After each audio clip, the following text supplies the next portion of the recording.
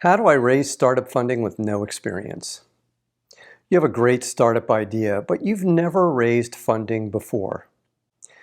You're looking at your list of potential investors and you don't even know if anyone will even meet with you. I know that feeling. It wasn't until I stopped making mistakes that I raised our initial $12 million in funding. There are only 3 reasons investment-worthy companies fail to raise money. They chase the wrong investors. They fail to tell a compelling story, or they aren't prepared. That's what today's video is all about. In today's video, I'll share with you 10 fundraising mistakes you don't want to make. And I'll show you what you should do instead of these mistakes. I hope you like it. Hi, I'm Brett. On my channel, I help early stage startup CEOs like you raise money and grow your startup. So if this sounds like you, then hit the subscribe button and the bell so you get notified every time I release a new video. Let's get started. Today's video is divided into 3 parts. Part 1 is targeting the wrong investors. Part 2 is about messaging mistakes you're likely to make. Part 3 is about execution mistakes you'll make presenting your company to investors. After coaching hundreds of CEOs, I've seen the same mistakes repeat over and over. Think of these 3 areas as the gears of your fundraising engine. If one gear slips, the whole machine stops. If you get these 3 areas right, everything else about fundraising gets easier. Let's start with part 1. Part 1. Select an investor you have no chance with.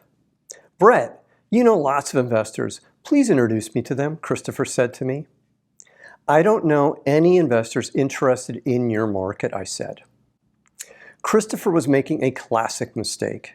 He believed that investors interested in investing in startups will invest in any startup, regardless of the market you're in, where your company is located, and how much money you are raising. Simply put, that's just not how it works. Experienced investors only invest in very specific areas. So, it's virtually impossible to get an investor that specializes in medical devices to invest in your revolutionary fintech startup. Nor will a Series B investor invest in your first round of funding. I learned this one the hard way. Nor will an investor that invests only in Silicon Valley startups invest in your startup located in Eastern Europe. Instead, build an investor list of investors that invest in your type of company, where you're located, and at the stage of investment and amount of money you are looking for. This simple exercise will help you immensely. Now, let's move to number 2 on the list. Number 2, reaching out to the wrong partner. To confuse matters more, not all partners at an investment fund are interested in the same type of investments. You need to find the investment partner that is actually interested in your area of investment. If you just send inquiries to random investors, you will fail. The sad thing is, finding the right investor isn't that hard. All you need to do is some basic research. Here's what I did, and I suggest you do the same thing. First, go to the website of the investment fund and look at the biographies of each partner. Second, look at what they've invested in and focus on the investors that are interested in your area or a similar area. These are the likely potential investors in your space. If you're researching angel investors or family offices, then try and find out what they've invested in previously using a tool like Crunchbase.com. Now, let's move to step number 3 on the list. Step number 3. Contact everyone on your list at once. You've built your list of 200 potential investors. That's great. Now you want to contact everyone on your list at once. I think this is a bad idea for 2 reasons. First, your messaging might be off and your success rate could be very low. Then it's difficult to go back to the same investor again without the risk of looking like you're spamming them. Second, if you do get meetings, your messaging and execution during the meetings is likely to be off. A much better approach is to reach out to a smaller group of 10 to 20 investors. Then take the feedback you're getting and make the necessary adjustments before you reach out to the next group of investors. Now you haven't blown your whole list if you're not successful. Now that you're targeting the right investors, let's move to part 2. Part 2, and let's move to step number 4 on our list. You don't get to the point quick enough. Most investors are going to ask for a copy of your pitch deck before they take a meeting. And they will spend maybe 60 to 90 seconds reviewing your deck before they make a decision to take a meeting with you. That's it. So, you have to make your points quickly or you'll never even get to meet with an investor. This means your cover slide has to tell investors your company name, what you do in your name. Then, you have to immediately tell investors the problem you're solving and how you solve it. Finally, you have to explain how your company is getting this game-changing performance. If it sounds challenging, that's because it is challenging to get this right. This moves us to number 5 on our list. Number 5, your pitch is too superficial. Reviewing pitch decks is kind of like the story of Goldilocks and the 3 bears. Sometimes pitch decks have too much information, making it really hard for investors to quickly understand what's going on. Other pitch decks are so superficial that there's not enough information to explain what makes your company different from all the other companies in your space. The trick is getting the amount of detail you provide to investors just right. This leads us to the next challenge you need to solve, which is number 6 on our list. Number 6, your pitch is too hard to follow. I just watched a video where Michael Moritz, the chairman of Sequoia Capital, said that storytelling might be the most important trait of successful CEOs. I agree. The ability to tell a story is a key element in your success. If you can't tell an easy-to-follow story about your company, then it will be difficult to raise money because it makes your pitch too hard to follow.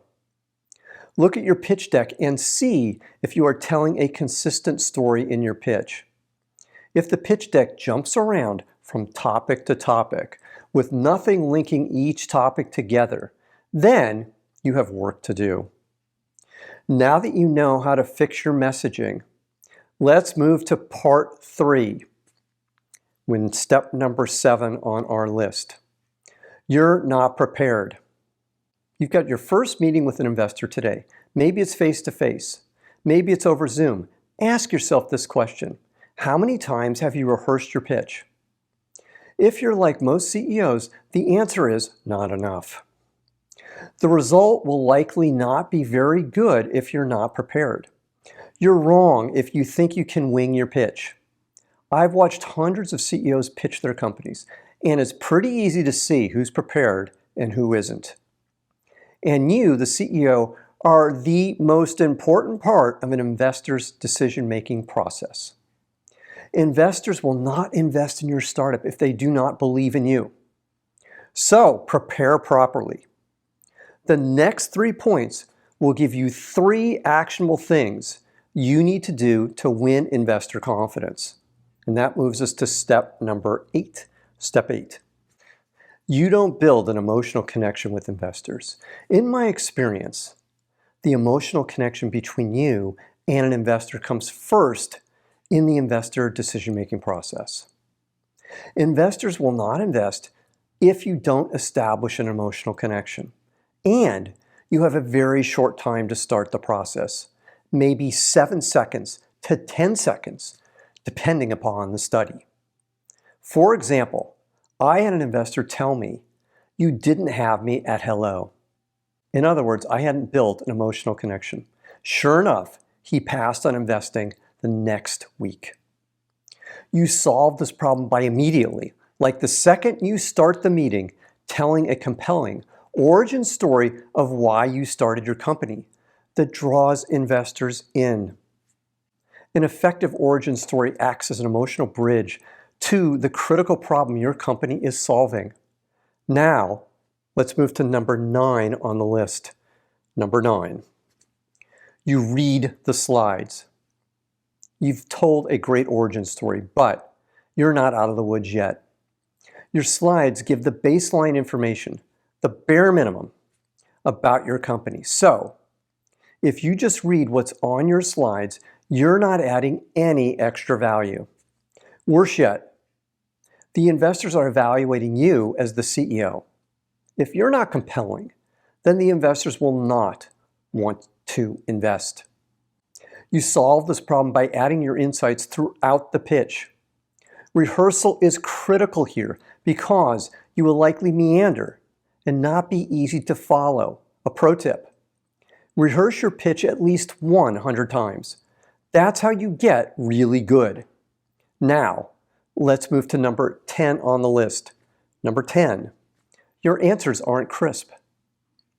Investors will ask lots of questions if they are interested in what you're doing.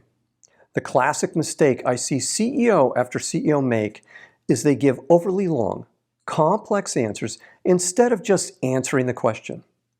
For example, Steve was asked, "When will you start generating revenue?" by an investor. Instead of simply saying January 2027, Steve gave an overly complex answer that lasted 2 minutes. The answer sounded defensive. Remember, investors are evaluating how you will be to work with. They want the truth, not a bunch of fluff. So if the answer is January 2027, then just say January 2027. Investors will appreciate your ability to be forthright. Now, if this content is resonating with you, then please hit the like button right now. One final thought. There's a lot to fundraising. If this sounds like a lot, that's because it is a lot. That's why so many CEOs never get funded. However, when you stop making these unforced errors, investors stop seeing you as inexperienced and start seeing you as fundable. So the real question is, how many investor meetings are you willing to waste before you fix these numbers? You don't need to learn this the hard way. That's exactly why I built Zero to Pitch Gold. I've been a startup CEO and I know how important it was that I had someone I could turn to that I could trust. In my daily office hours, you can bring me your pitch, your deck, and your business questions, and I will give you direct and honest feedback. Scan the QR code to join. If you want to fix your pitch and build a company investors will trust, watch the free 20-minute training over my left shoulder. I'm Brett at brettjfox.com. Thanks for watching today. Take care. Bye.